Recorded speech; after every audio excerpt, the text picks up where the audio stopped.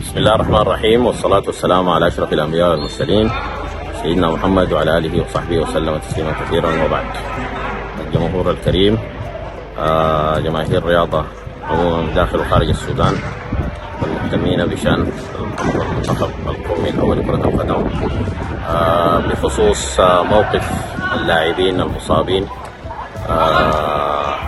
حقيقة الكابتن مصطفى كرشوم تعرض لإصابة في نهاية مباراة المنتخب ضد منتخب غانا بأكرا، وهناك أيضا اللاعبين الكابتن صلاح عادل والكابتن عبد الرؤوف يعقوب.